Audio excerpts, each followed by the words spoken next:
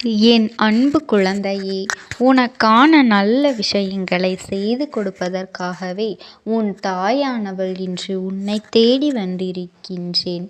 என் தங்க குழந்தையே, இன்று உன்னிடத்தில் ஒரு முக்கியமான எச்சரிக்கை பதிவினை கொண்டு வரவேண்டிய கட்டாயம் இந்த நேரத்தில் வந்துவிட்டது.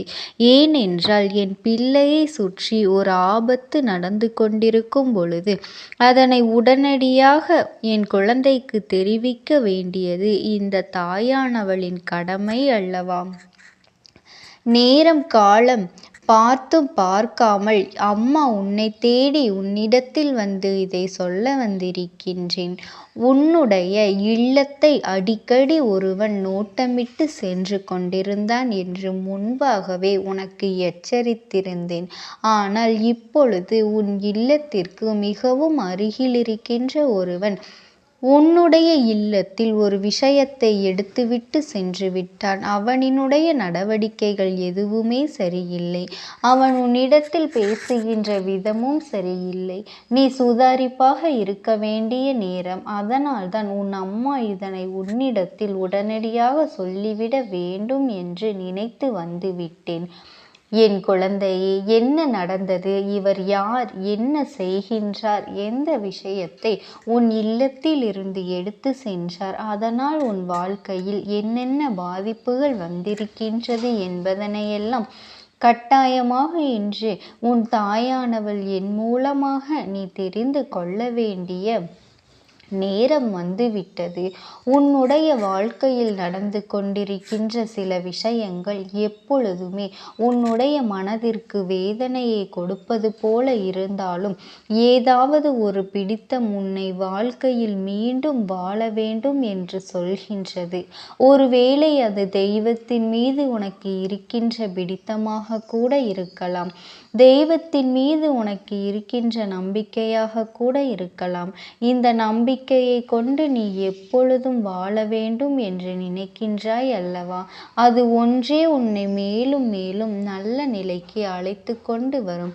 அப்படி இருக்கின்ற இந்த வாழ்க்கையில் இன்று உன் தாயானவள் நான் உனக்கு சொல்கின்ற இந்த விஷயங்கள் எல்லாமும் உன்னுடைய வாழ்க்கையில் அப்படியே நடந்து கொண்டிருக்கின்றது. இது உனக்கு பிரச்சனைகள் என்று நான் சொல்ல வரவில்லை. ஆனால் உனக்கு நடக்கின்ற இந்த விஷயம் கூட நீ தெரியாமல் இருக்கின்றாய் என்பதுதான் உன் அம்மாவினுடைய ஆதங்கம். என் பிள்ளையே, எல்லோரையுமே கண்மூடித்தனமாக நம்பிவிடக் கூடாது. ஒருவர் நல்லபடியாக சிரித்து சிரித்து பேசுகின்றார் என்பதற்காக அவர்கள் செய்கின்ற விஷயங்களையெல்லாம் நாம் அப்படியே நம்பிவிடக்கூடாது. அதிகமாக சிரித்து பேசுகின்றவர்கள் எல்லா நிலையிலும் உனக்கு ஆதரவாக இருப்பது போல நின்று கொண்டிருப்பவர்களை எல்லாம் எப்பொழுதுமே நீ நம்பிவிடாதே. ஏன் தெரியுமா? இக்கட்டான நிலை வரும்பொழுது, உண்மையாகவே உனக்கு பிரச்சனைகள் வரும்பொழுது, இவர்கள் உன்னை உதறிவிட்டு செல்லும் பொழுதுதான் இவர்களினுடைய உண்மையான மனது என்னவென்று உனக்கு புரிய வரும். அதனால் இக்கட்டான சூழ்நிலை வரும் வரை நீ காத்து கொண்டிருக்க வேண்டிய அவசியமில்லை. உன்னுடைய வாழ்க்கையில் என்ன நடக்கின்றது என்பதனை நீ சற்று பொறுத்திருந்து பார்த்துவிட்டாலே போதும். உன்னை தேடி வந்து இவர்கள் உனக்கு கொடுக்கின்ற அத்தனை துன்பங்களையும் உன்னால் நிச்சயமாக புரிந்து கொள்ள முடியும். என் பிள்ளையே, எப்பொழுதும் நாம் நல்ல நிலையில் இருக்கும் பொழுது நம்மோடு இருந்து உதவி செய்பவர்களை விட நீ கஷ்டத்தில் இருக்கும் பொழுது யார் உனக்கு உதவி செய்கின்றார்கள் என்பதனை பொறுத்து பார்த்தால் மட்டும்தான் ஒருவரினுடைய உண்மையான மனது என்னவென்று உன்னால் புரிந்து கொள்ள முடியும். இது போன்றவர்கள் உன்னுடைய வாழ்க்கையில் வந்து வந்து சென்று கொண்டுதான் இருப்பார்கள். இவர்கள் உனக்கு துன்பங்களை கொடுக்கத்தான் செய்வார்கள். ஆனாலும் என் குழந்தையே, இவர்களை நம்பி நீ ஒரு பொழுதும் ஏமாந்து விடாதே என்றுதான் உன் அம்மா நான் உனக்கு சொல்லி கொண்டிருக்கின்றேன். என் குழந்தையே, உன் அம்மா உன் முன்னால் நிற்கின்ற நேரத்தில் உன் மனதிற்குள் தைரியம் பிறந்துவிட்டது அல்லவா? அப்படியானால் அதே தைரியத்தோடு உன் தாயானவள் சொல்கின்ற வார்த்தைகளை நீ முழுமையாக கேள். என் பிள்ளையே, உன்னுடைய இல்லத்திற்கு அருகில் இருக்கின்ற ஒருவர் இந்த ஆண். உன் இல்லத்தை சில காலமாக நோட்டமிட்டு கொண்டுதான் இருக்கின்றார். உன் இல்லத்தில் என்ன நடந்தாலும் உடனடியாக அதனை வந்துவிடுகின்றார். என்ன ஏது என்று கேள்வி மேல் கேள்வி கேட்டு துளைத்தெடுக்கின்றார். அவருக்கு உன் இல்லத்தில் இருக்கின்ற சந்தோஷம் இருக்கக்கூடாது. உன் இல்லத்தில் கண்ணீர் மட்டும்தான் இங்கு நிரந்தரமாக இருக்க வேண்டும் என்பது எண்ணம். அதற்கு என்னவெல்லாம் செய்ய வேண்டும், எப்படியெல்லாம் செய்ய வேண்டும் என்று பல நாட்களாகவே சிந்தித்து சிந்தித்து உன் இல்லத்திலிருந்து ஒரு பொருளை அவர் எடுத்து சென்று விட்டார். என் குழந்தையே, எவ்வளவுதான் பிரச்சனைகள் இருந்தாலும், எவ்வளவுதான் சோதனைகள் உன்னுடைய குடும்பத்தில் இருந்தாலும், உன் இல்லத்தில் இருப்பவர்கள் யாருக்காவது ஒரு கஷ்டம் என்று ஒன்று வந்தால் எல்லோருமே ஒன்று சேர்ந்து அந்த பிரச்சனைகளை தீர்த்து வைப்பீர்கள். அதுதான் உங்களுக்குள் இருக்கின்ற மிகப்பெரிய ஒற்றுமை. அது மட்டும் அல்லாமல் இத்தனை நாளும் உங்களை அடுத்தடுத்த கட்டத்தை நோக்கி வாழ வைத்து கொண்டிருக்கின்ற ஒரு மிகப்பெரிய நம்பிக்கை. என்ன நடந்தாலும் நமக்கு நல்ல வாய்ப்பு கிடைத்தால் நாம் அதனை பயன்படுத்தி கொள்வோம். நாம் நமக்குள் 1000 தான் அடித்து கொண்டாலும் பிடித்து கொண்டாலும் மற்றவர்கள் முன்னிலையில் யாரும் யாரையும் விட்டு கொடுத்து விடமாட்டோம் என்கின்ற எண்ணம், அந்த ஒரு விஷயம்தான், அந்த ஒரு நம்பிக்கை தான் உங்கள் வாழ்க்கையை இத்தனை காலமும் நகர்த்தி வந்து கொண்டிருக்கின்றது. ஆனால் அருகில் இருக்கின்ற இவனுக்கு அது அத்தனை பொறாமை எண்ணங்களை கொடுக்கின்றது. எவ்வளவு கஷ்டங்கள் வந்தாலும் இவர்களால் மட்டும் எப்படி ஒற்றுமையாக இருக்க முடிகின்றது, இவர்களால் மட்டும் எப்படி இந்த விஷயத்தை சமாளிக்க முடிகின்றது என்பதுதான் அவர்களுக்கு மிகப்பெரிய வருத்தம். அப்படியானால் ஏதாவது எப்படியாவது செய்து உன்னுடைய வாழ்க்கையில் இருக்கின்ற இந்த நிலையை மாற்ற வேண்டும். உன்னுடைய குடும்பத்தில் இருக்கின்ற இந்த சூழ்நிலையை மாற்ற வேண்டும். எல்லோருக்கும் மனதிற்குள் இருக்கின்ற எண்ணங்கள் தெளிவாக வேண்டும். என்ன நடந்தாலும் எது வந்தாலும் யாரும் தன்னை சுற்றி இருக்கின்ற விஷயங்களையெல்லாம் நினைத்து வருத்தப்படுவது நிச்சயமாக இருக்க வேண்டும் என்று இவர்கள் எண்ணுகின்றார்கள். அதாவது துன்பம் அங்கே குடியிருக்க வேண்டும் என்று நினைக்கின்றார்கள். அப்பொழுதுதான் மனது நிம்மதியில்லாமல் போகும். அது மட்டும் அல்லாமல் வாழ்க்கையே விட்டு ஓடக்கூடிய நிலை கூட வந்துவிடும் அல்லவா? அப்படி ஒரு நிலையை உனக்கு உருவாக்க வேண்டும். இருக்கின்ற இவன் கங்கணம் கட்டிக்கொண்டு வருகின்றான். இவளினுடைய எண்ணத்தை உன் தாயானவள் நான் நிறைவேற்ற ஒரு பொழுதும் அனுமதிக்க மாட்டேன். ஆனால் இவன் இப்படி ஒரு எண்ணத்தோடு உன் இல்லத்தை நோக்கி வந்ததும் அவன் எடுத்தது என்னவென்றும் நான் சொல்கின்றேன். அதன் பிறகு நீ உண்மை என்னவென்று நிச்சயமாக தெரிந்து கொள்வாய். சில நாட்களாகவே உன் இல்லத்திற்குள் வந்து கொண்டிருக்கின்ற இவனிடத்தில் உன் இல்லத்தில் நடக்கின்ற கஷ்டங்களை எல்லாம் பகிர்ந்து கொண்டிருக்கின்றாய் என்பதுதான் உண்மை. அது மட்டுமல்லாமல் உனக்கும் உன் இல்லத்தில் இருக்கின்ற உன்னுடைய துணைக்கும் இடையில் ஏதாவது ஒரு மனக்கருத்து வேறுபாடுகள் இருந்தால் கூட அதனை நீ இவனிடத்தில் வெளிப்படையாக பகிர்ந்து கொள்கின்றாய். இந்த நேரத்தில் நமக்கு ஒரு ஆறுதல் கிடைத்தால் போதுமே என்கின்ற மனநிலையில் நீ இருந்ததனாலேயே என்னவோ இவர்களிடத்தில் இருந்து ஒரு ஆறுதலை தேடி உன்னுடைய வாழ்க்கையின் சந்தோஷத்தை மீட்டெடுக்க வேண்டும் என்று நினைத்து நீ அவர்களிடத்தில் எல்லா விஷயங்களையும் பகிர்ந்து கொண்டாய். ஆனால் அவர்கள் அதற்கு உனக்கு கொடுத்த பதில் என்ன தெரியுமா? இப்படி ஒரு வாழ்க்கையை எதற்காக வாழ்ந்து கொண்டிருக்கின்றாய்? இதிலிருந்து வெளிவருவதற்கு ஏதாவது ஒரு முயற்சிகள் செய்ய வேண்டியது தானே? நிச்சயமாக நல்ல வழி பிறக்குமே என்று சொல்லி ஒரு குடும்பத்தை எப்படி பிரிக்க வேண்டுமே அந்த அளவிற்கு வேலைகளை செய்து கொண்டிருக்கின்றார்கள். குடும்பத்தில் இருப்பவர்கள் எல்லோருமே நன்றாக இருக்க வேண்டும் என்று நாம் நினைத்து கொண்டிருக்கும் பொழுது நம் மூலமாகவே நம்முடைய குடும்பத்திற்கு ஒரு கெடுதல் நடக்கின்றது என்றால் அதை நிச்சயமாக என்னவென்று கவனிக்க வேண்டும் அல்லவா? சர்வசாதாரணமான விஷயம் அல்ல, அவ்வளவு எளிதில் நடக்கக்கூடிய விஷயம் அல்ல. உன் வாழ்க்கையில் நடந்து கொண்டிருக்கின்ற ரகசியம். என் பிள்ளையே, உன் துணையிடத்திலும் சரி, உன் குடும்பத்தில் இருக்கின்றவர்கள் யாரை பற்றி என்ன பேசினாலும் சரி, அதை அவர்களிடத்தில் அப்படியே நீ சொல்லி கொண்டிருக்கின்றார்கள். அவர்களிடத்தில் அதை சொல்வதோடு மட்டுமல்லாமல் சொல்லாத சில வார்த்தைகளையும் சொல்லி உன்னுடைய குடும்பத்தில் பிரச்சனைகளை உருவாக்க இவர்கள் தயார் தயாராகி விட்டார்கள். மேலும் உன் குடும்பத்திற்கு கஷ்டங்கள் வர வேண்டும் என்று அவர்கள் நினைக்கின்றார்கள். அதனால் அவர்கள் உன்னுடைய குடும்பத்திலிருந்து எடுத்து சென்றது நேர்மறையான சிந்தனைகளை. அதாவது என் குழந்தையே, பிரச்சனைகள் என்னவானாலும் மீண்டும் சேர்ந்து கொள்ளக்கூடிய ஒரு வலிமை உன் குடும்பத்திற்கு இருந்தது. ஒருவருக்கொருவர் பிரச்சனை என்ற ஒன்று வரும்பொழுது ஒருவருக்கொருவர் அதனை விட்டு கொடுத்து அவர்களுக்கு உதவிக்கரம் நீட்டியது எல்லாம் இனி நடக்கக்கூடாது என்பதற்காக இந்த ஒரு விஷயத்தை, இந்த ஒரு நேர்மறையான எண்ணத்தை உன் குடும்பத்திலிருந்து அவர்கள் எடுத்து சென்று விட்டார்கள். அதனால் என் தங்க குழந்தையை, இனிமேலாவது இந்த விஷயத்தில் எல்லாம் நீ கவனமாக இருக்க வேண்டும். நீ எதை நினைத்தும் கவலை கொள்ளாதே. இந்த தாயானவளினுடைய அன்பும் ஆசீர்வாதங்களும் என் செல்ல குழந்தைக்கு என்றென்றைக்கும் முழுமையாக கிடைத்து கொண்டே இருக்கும். உனக்கு எப்பேற்பட்ட இக்கட்டான சூழ்நிலைகள் வந்தாலும் என் நாமத்தை மட்டும் நீ மனதார உச்சரித்து கொண்டே இரு. ஓம் சக்தி, ஓம் ஆதிபரா சக்தி. ஓம் சக்தி தாயே போற்றி. நீ நல்லது நினைத்தால் இந்த தாயின் ஆசீர்வாதத்தில் உனக்கு நல்லது மட்டுமே நடக்கும்.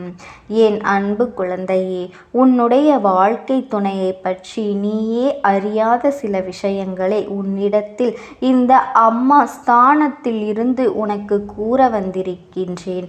என் தங்கமே, நீ என்னிடத்தில் வந்து எங்கள் இருவருக்குள்ளும் பிரச்சனையாக இருக்கின்றது அம்மா, எங்களை சேர்த்து வையுங்கள் தாயே, எங்களுக்குள் மன ஒற்றுமை இல்லை, அதனால் குடும்பத்திலும் அமைதி இல்லை, அவர்கள் என்னை விட்டு பிரிந்து சென்று விட்டார்கள் என்றெல்லாம் நீ அழுது புலம்புகின்றாய் அல்லவா? என் செல்ல குழந்தையே, நான் இப்பொழுது உன்னுடைய தாயாக இருந்து உனக்கு சில உண்மைகளை எல்லாம் நிச்சயமாக கூறத்தான் போகின்றேன். இதையெல்லாம் நீ புரிந்து கொள்ள வேண்டும். நீ அறிவுள்ள குழந்தையாக இருக்கின்றாய் அல்லவா? அதனால்தான் இதை நீ தெரிந்து கொள்ள வேண்டியது அவசியமாக இருக்கின்றது. என் செல்ல குழந்தையே, பெண்ணாக இருந்தாலும் சரி, ஆணாக இருந்தாலும் சரி, வாழ்க்கையில் அவர்களுக்கு எது சரியில்லாமல் போனாலும் மனைவியோ தான் புகுந்த வீடோ சரியாக இருந்துவிட்டால் போதும், அவர்களினுடைய வாழ்க்கையானது சொர்க்கமாக மாறிவிடும். என் குழந்தையே, யார் ஒருவருக்கு வாழ்க்கை துணை என்ற ஒன்று இல்லாமல் போய்விட்டால் நிச்சயமாக இறுதி காலத்தில் ஆறுதலுக்கு கூட யாருமே இல்லாமல் போய்விடுவார்கள்.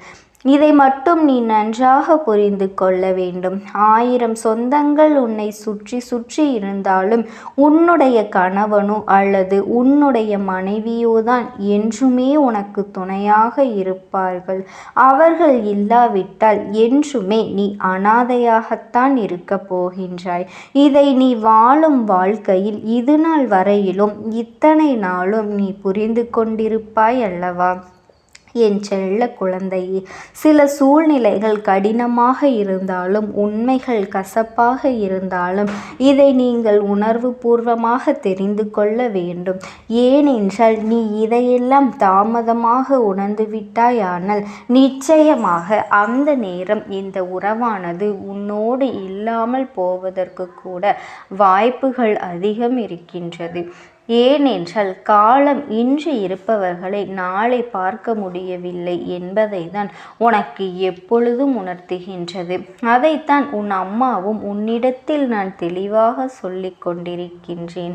என் செல்ல பிள்ளையே, உன்னுடைய துணையானவரை நீ சில சமயங்களில் மனம் வருந்தும்படியாக பேசிவிட்டாலும், அவர் உன்னிடத்தில் மனம் வருந்தும்படி பேசிவிட்டாலும் உங்களுக்குள்ளே அந்த ஈர்ப்பானது இருந்து கொண்டுதான் இருந்தது. இதுவெல்லாம் இந்த அம்மாவிற்கு நிச்சயமாக நன்றாக தெரியும். உங்களில் ஒருவர் நிச்சயமாக ஒவ்வொரு சமயங்களிலும் விட்டு கொடுத்துதான் சென்றீர்கள். அதில் எந்த ஒரு மாற்று கருத்துமே இல்லை. நீங்கள் இருவரும் ஒருவரின் மேல் ஒருவர் வைத்திருக்கின்ற அன்பானது எந்த குறையில் இல்லாமல் தான் இருக்கின்றது. ஆனாலும் சில கோபதாபங்களில் அவசரப்பட்டு ஒருவருக்கொருவர் சண்டையிட்டு கொள்கின்றீர்கள். இந்த பிடிவாத வாக்குவாதம் மட்டும் வந்துவிட்டால் ஒரு சில சமயங்களில் இருவருமே புரிந்து கொள்ளும் தன்மை இல்லாமல் போய்விடுகின்றீர்கள். என் அன்பு குழந்தையே, இன்று உங்கள் இருவருக்குமான இந்த பிரச்சனைக்கு முக்கிய காரணம் மூன்றாவது ஒரு நபராக இருந்தாலும் என் செல்ல குழந்தையே, உங்களுக்கான பிரச்சனைகளை நீங்கள் ஆற அமர்ந்து உங்களுக்குள்ளே பேசி தீர்த்து கொள்ள வேண்டும். உன் துணையானது உன்னிடத்தில் எவ்வளவுதான் சண்டை போட்டாலும் எந்த ஒரு சூழ்நிலையிலும் பாசத்தில் உன்னிடத்தில் குறை வைக்கவில்லை. பலமுறை இது போல நடந்த பிறகும் சில சமயங்களில் எல்லாம் அதை அவர்களின் மனது ஏற்க மறுக்கின்றது. நீயோ அவரை உன் உயிருக்கும் மேலாகவே நினைத்து கொண்டுதான் இருக்கின்றாய். ஆனாலும் என் அன்பு பிள்ளையே, ஒரு பிரச்சனையை எப்படி சுமூகமாக முடிக்க வேண்டும் என்பது மட்டும் உனக்கு இன்னும் நன்றாக தெரிவதில்லை. அம்மா சொல்லக்கூடிய ஒரு விஷயத்தை நீ எப்பொழுதும் மறந்துவிடக் கூடாது. அது என்ன தெரியுமா? உனக்காக தன்னுடைய தாய் தந்தையர்களை எல்லாம் விட்டுவிட்டு நீயே உலகம் என்று உன்னை தேடி வந்தவர்களை எல்லாம் ஒரு நாளும் நீ உதாசீனப்படுத்தி பேசிவிடக் கூடாது. உன்னுடைய தன்மானத்திற்காக செய்கின்றேன் என்று நீ எந்த ஒரு தவறையும் செய்துவிடக் கூடாது. அவர்கள் தன்னுடைய குடும்பத்தையே பிரிந்து உன்னோடு வந்திருக்கின்றார்கள் என்றால் அவர்களுக்கு ஆறுதல் சொல்லக்கூட அங்கே யாருமே இருக்க மாட்டார்கள் அல்லவா? அப்படிப்பட்ட ஒரு பெண்ணுக்கு நீ அப்பாவாகவும் அம்மாவாகவும் நீ மட்டுமே இருந்து அவர்களை வாழ்க்கையில் வளம் நடத்த வேண்டும். தவறே ஏதாவது செய்திருந்தால் கூட அதை திருத்தி நல்வழிப்படுத்த முயற்சி செய்ய வேண்டுமே தவிர அதை விடுத்து பிரிந்து செல்வதோ பிரிய வேண்டும் என்று நீ கோபப்பட்டு கத்துவதோ உன்னுடைய வாழ்க்கைக்கு நல்லதல்ல. என் தங்கமே, நீ நினைக்கலாம், நாம் சம்பாதிக்கின்றோம், நான் தானே இந்த வீட்டில் சம்பாதித்து அனைவரையும் காப்பாற்றுகின்றேன், நான் தானே நல்லது கெட்டது எல்லாவற்றையும் பார்த்து கொள்கின்றேன் என்று கூட நீ சொல்லலாம். நீ ஆண் என்பதால் சம்பாதித்து காப்பாற்றுவது தானே உன் கடமையாக இருக்கின்றது. அவள் உன்னையும் உன் குடும்பத்தையும் உன் குழந்தைகளையும் பார்ப்பதிலேயே அவர்களினுடைய முழு நாளும் அங்கே கடந்து போகின்றது. என் குழந்தையே, சில சமயங்களில் நீ உன்னுடைய துணையிடத்திலே அதட்டலாக பேசினாலும் கூட, கோபமாக கத்தினாலும் கூட அவர்கள் உன்னுடைய பேச்சில் பயந்து விடுகின்றார்கள். அது மட்டுமல்ல, உன்னுடைய பேச்சினை கேட்டு எப்பொழுதும் நடந்து கொள்ள வேண்டும் என்ற எண்ணத்தை ஆரம்பத்திலேயே அவர்கள் வைத்து கொண்டுதான் இருந்தார்கள். இப்போது வரை அதை பின்பற்றியே நடந்தும் வருகின்றார்கள். என் செல்ல குழந்தையே, கணவனுடைய பேச்சுக்கு எதிர்பேச்சு பேசிவிட்டால் அங்கே குடும்பத்தில் பிரச்சனைகள் எழுந்துவிடும் என்ற ஒரு பயம் அவர்களுக்கு இருக்கத்தான் செய்கின்றது. பொதுவாக இங்கே இருக்கக்கூடிய குடும்பங்களில் பிரச்சனைகள் அதிகமாக வருவது எல்லாம் கணவனினுடைய பேச்சுக்கு மனைவி எதிராக பேசி கொண்டிருப்பதாலேயோ அல்லது மனைவியுடைய பேச்சுக்கு கணவன் எதிர்மறையாக பேசி கொண்டிருப்பதனாலேயோ மூன்றாவது ஒரு நபரை தேவையில்லாமல் உன்னுடைய குடும்ப விஷயங்களுக்கு ஆலோசனை வழங்க நீ அழைக்கின்றாய் என்றால் அங்கே உன்னிடத்தில் பிரச்சனைகள் புதிதாக ஆரம்பிக்கின்றது என்பதனை நீ புரிந்து கொள்ள வேண்டும்.